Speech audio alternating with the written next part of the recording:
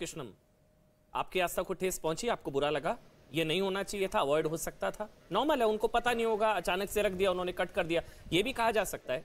और कोई किसी के सामने इस तरह से कोई रखेगा तो कोई अवॉइड करेगा, मतलब हर कोई अवॉइड करेगा। मेरे सामने अगर आपके सामने कोई मंदिर नुमा ऐसा केक रख दे, वो गत्ता है क्या है, कोई भी नहीं कट करेगा सर, शायद, अगर मैं गलत नहीं हूं।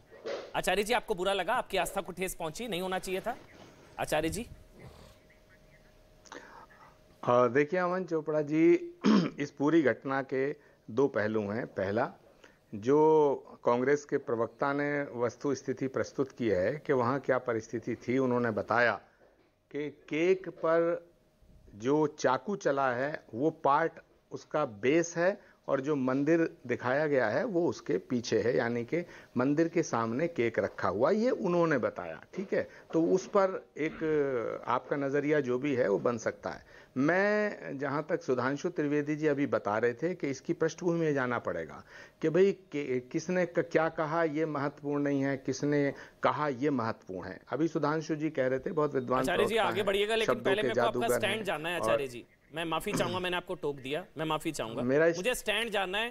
क्या हनुमान जी की तस्वीर, मंदिर, भगवा झंडा, मंदिर नुमा केक, उस पर जो चाकू चला, आपको बुरा लगा, नहीं होना चाहिए था, या कोई बात नहीं, आपको बुरा नहीं लगा? बस इतना बताइए, बुरा लगा या नहीं बुरा लगा? देखिए, पहली बात है कि जो कांग्रेस के प्रवक्ता ने ये बात कही कि केक अलग है, मंदिर अलग है। दूसरी बात कि केक पर चाकू चला, लेकिन केक पर हनुमान जी का उनका जो स्वरूप है वो अंकित नहीं था, ये उन्होंने कहा। मैंने तो केक देखा नहीं। अब सवाल है कि अगर हनुमान जी की तस्वीर को, हनुमान जी के स्वरूप को चाकू से काटा गया तो गलत है, और अगर हनुमान जी के मंदिर पर, हनुमान जी के चित्र के आगे तो केक फिर रखा शिवराज सिंह जिसका चौहान पर बेस मानहानि काटा का केस गया, करेंगे? उन्होंने काटा तो फिर ठीक है। शिवराज सिंह चौहान पर मानहानि का केस करेंगे, नरोत्तम मिश्रा पर मानहानि का केस करेंगे? उन्होंने बोला गजनवी और गौरी याद आ गया। शिवराज सिंह, उन लोग, अगर वो लोग झूठ बोल रहे हैं, वैसे तो तस्वीरें सर देश के सामने हैं। मुझे हैरानगी है कि आज आपको बुरा नहीं लगा, मंदिर नुमा केक कट, और आपको बुरा नहीं लगा। आचार्य जी देखिए, नहीं, आपने तो उल्टी बात कह दी। मैंने कहा कि अगर हनुमान जी की तस्वीर, हनुमान जी का स्वरूप चाकू से काटा गया, ये गलत है। आप उल्टा कह रहे हैं कि आपको बुरा नहीं लगा। आप कहना क्या चाहते हैं? आप जो कहना चाहते हैं वो मैं नहीं कह रहा हूं, और मैं जो कहना चाहता हूं और जो मैं कह रहा हूं उसे आप सुनना नहीं चाहते हैं। तो आपने सुधांशु त्रिवेदी जी को नहीं टोका, मेरा वक्तव्य पूरा होने दीजिएगा, आपके सारे सवालों का जवाब दूंगा। अब मैं अपनी बात रखना चाहता हूं। पहली बात यह है, सुधांशु त्रिवेदी जी, मैं आपको बताना चाहता हूं कि कमलनाथ वो व्यक्ति हैं, जब वो मुख्यमंत्री बने तो उन्होंने भगवान महादेव, हर हर महादेव, महाकाल के जीर्णोद्धार के लिए, सौंदर्यकरण के लिए, जिसका उद्घाटन कॉरिडोर का प्राइम मिनिस्टर महोदय ने किया, उसका पूरा का पूरा मिनट्स निकाल के देखिए, उनकी कैबिनेट में प्रस्ताव हुआ था, 300 करोड़ रुपया सैंक्शन किया था। नंबर 1। नंबर 2, नर्मदा के लिए उन्होंने न्यास का गठन किया, और उस नर्मदा की रक्षा के लिए, मां नर्मदा की रक्षा के लिए कि अवैध खनन ना हो, उसका चेयरमैन कौन बनाया, जिन्हें मंत्री का दर्जा दिया? वो एक महात्मा थे, महामंडलेश्वर नामदेव त्यागी जी, जिन्हें कंप्यूटर बाबा के नाम से जाना जाता। तीसरी बात, राम भगवान मर्यादा पुरुषोत्तम राम जिस रास्ते से गुजरे थे, जिसको राम वन गमन पथ कहा जाता है, उसके सौंदर्यकरण के लिए, उसको बनाने के लिए एक विशेष प्रस्ताव कौन लाए? कमलनाथ।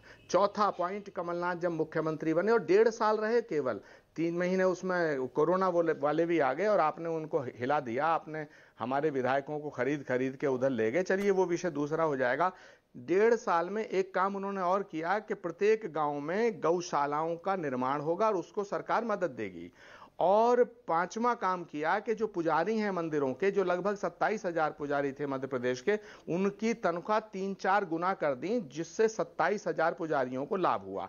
वो कमलनाथ जो छिंदवाड़ा में अपनी भूमि पर अपने प्रयास से करके, धन एकत्रित करके 10-12 साल पहले हनुमान जी का मंदिर बनाते हैं, हनुमान जी के भक्त हैं, वो कमलनाथ जो हनुमान के प्रति समर्पित हैं, वो कमलनाथ जो छिंदवाड़ा में हनुमान जी का मंदिर बनाते हैं, वो कमलनाथ जो नर्मदा की रक्षा की बात करते हैं, वो कमलनाथ जो संतों की रक्षा की बात करते हैं, वो कमलनाथ जो भगवान महादेव के महाकाल के मंदिर के सौंदर्यकरण की बात करते हैं, वो कमलनाथ जो मर्यादा पुरुषोत्तम भगवान श्री राम के वन गमन पथ को अच्छा बनाने की बात करते हैं, वो हिंदू विरोधी हैं।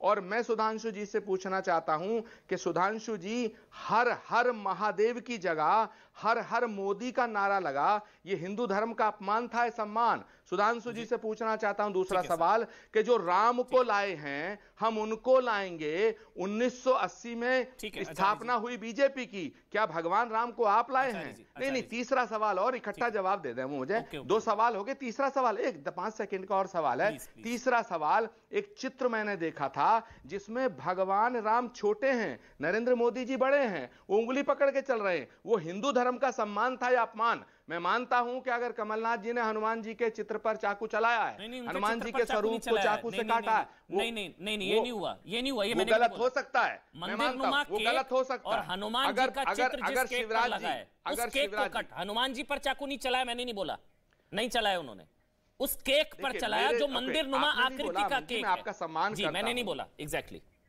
आप बड़े पत्रकार हैं, टेलीविजन पे बैठ के झूठ क्यों बोलेंगे? मैं आपका आरोप नहीं लगा रहा हूं, लेकिन अगर ऐसा हुआ तो मैं कमलनाथ जी की गलती मान सकता हूं, लेकिन जो सुधांशु जी धर्म, मुझे हर्षवर्धन त्रिपाठी और शिवम का कमेंट ले लें, लेकिन त्रिवेदी जी आप जवाब दे दीजिए, आप बोल लीजिए। सुधांशु जी से 4 सवाल पूछे, मेरे सवाल सुधांशु जी से। हर्षवर्धन जी आ रहा हूं, शिवम भाई आ रहा हूं। बिल्कुल, मैं बिंदुवार इनका जवाब दे देता हूं।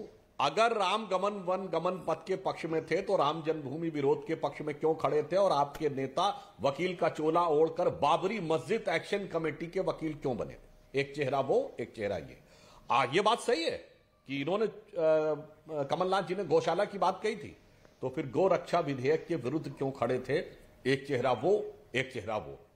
महाकाल की यह बात कहते, वैसे तो वो एक अलग विषय है, दिग्विजय सिंह जी ने वो जमीन को वापस कर दिया था, फिर दोबारा लेने के लिए संघर्ष हुआ, फिर वो सारी बातें, चलिए कोई बात नहीं। अगर ये सच है तो महाकाल के कॉरिडोर के मामले पे क्यों आकर विरोध करते थे कांग्रेस के नेता? एक चेहरा ये और दूसरा चेहरा वो। यही तो आपके साथ समस्या है। और मैं एक बिंदु और कह दूं, हिंदुओं की जहां तक बात है, आचार्य जी 2014 में चुनाव की हार की समीक्षा पर एके एंटोनी की अध्यक्षता में कमेटी बनी, और एके एंटोनी साहब से बड़े नेता ना तो अब्बास साहब हैं और ना, विनम्रता से कह रहा हूं, आचार्य जी हैं। उन्होंने लिखा कि हार का एक प्रमुख कारण यह रहा कि हमारा एक समुदाय विशेष यानी मुस्लिमों के प्रति ज्यादा झुकाव दिखा और हमारी छवि एंटी हिंदू बन गई। आप बताइए साहब, ये तो कांग्रेस के रिटन डॉक्यूमेंट में है। और जहां तक मुझे स्मरण आता है, आचार्य जी भी एक बार ये बोल चुके हैं कि कांग्रेस में कुछ ऐसे नेता हैं जिन्हें हिंदू शब्द से नफरत है। तो साहब, और ये तो चलिए आचार्य जी ने ओपनली बोला है, बहुत सारे नेता तो बहुत कुछ बोलने के मतलब व्यक्तिगत चर्चाओं में कहा होगा, पर ये मैंने कांग्रेस के एक आधिकारिक डॉक्यूमेंट, एके एंटोनी कमेटी की रिपोर्ट और कांग्रेस के पक्ष में खड़े एकमात्र हिंदू धर्माचार्य आचार्य प्रमोद कृष्णम के बयान को कोट किया है। मुझे लगता है इसके बाद कोई बहस की बहुत मेरे को हर्षवर्धन त्रिपाठी और शिवम के पास जाना है, लेकिन ब्रेक की मजबूरी है। हर्षवर्धन जी आपके पास ब्रेक के बाद आऊंगा और शिवम भाई आपके पास भी आऊंगा। ब्रेक की मजबूरी है, छोटा सा ब्रेक ले रहा हूं, तुरंत हाजिर हूं, छोटा सा ब्रेक।